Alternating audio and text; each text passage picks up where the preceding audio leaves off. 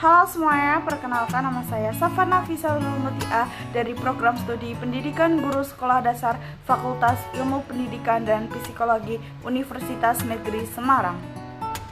Berikut ini adalah cuplikan dari biodata saya. Nah, selanjutnya saya akan menjelaskan sedikit tentang materi keselamatan dan kesehatan kerja di laboratorium IPA. Dan kita mempelajari materi keselamatan dan kesehatan kerja di laboratorium, pertama yaitu menciptakan lingkungan yang sehat dan aman bagi praktikan maupun ruangan yang digunakan. Yang kedua yaitu agar kita dapat mengurangi probabilitas kecelakaan saat melakukan praktikan. Yang ketiga atau yang terakhir yaitu mencegah dampak buruk dari bahan kimia yang berbahaya sehingga kita meminimalisir kecelakaan di laboratorium. Keselamatan dan kesehatan kerja di laboratorium atau bisa disebut dengan K3. K3 ini memiliki 3 prinsip. Yang pertama yaitu keamanan, yang kedua kesehatan, dan yang terakhir atau yang ketiga yaitu keselamatan. Yang pertama yaitu keamanan. Artinya, keamanan bisa terjadi jika memberikan tata tertib saat menggunakan laboratorium seperti dilarang bermain HP saat praktikum atau dilarang minum dan makan di laboratorium. Hal ini penting karena kita bisa meminimalisir kecelakaan saat kerja. Yang kedua yaitu kesehatan.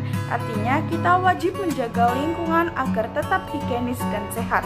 Contohnya, seperti mengumpulkan bahan-bahan yang bersifat menguap, entah itu asam maupun basa, bisa ditaruh ke dalam lemari khusus agar tidak berbahaya untuk laboratorium. Dan sebelum menggunakan suatu bahan kimia, harus kita lihat label dari bahan kimia tersebut agar kita bisa tahu bagaimana cara menggunakan yang baik dan benar agar tidak terjadi kecelakaan kerja. Yang terakhir yaitu keselamatan. Artinya kita menggunakan alat pelindung diri atau APD saat melakukan praktik agar kita bisa meminimalisir kecelakaan yang sangat berat saat melakukan praktik.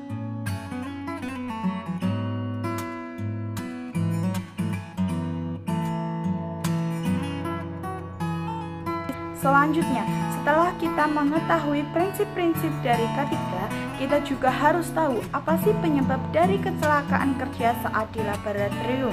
Contohnya, yang pertama, kurangnya pengetahuan tentang bahan-bahan kimia. Maka dari itu, kita harus mengetahui arti dari logo-logo yang ada di bahan kimia tersebut. Apakah itu berbahaya atau tidak? Yang kedua, kurangnya kejelasan petunjuk kegiatan laboratorium. Sebelum melakukan kegiatan laboratorium, seharusnya kita sudah mencari tahu gimana sih petunjuk kegiatan yang akan kita lakukan.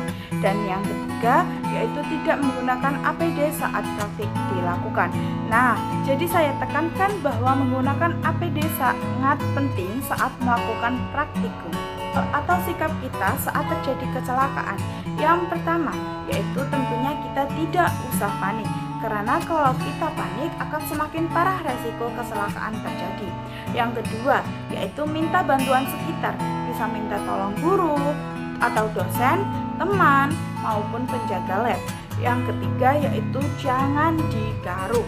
Saat kita terkena bahan kimia di tubuh kita, sebaiknya kita jangan menggaruk bagian tubuh yang terkena bahan kimia tersebut.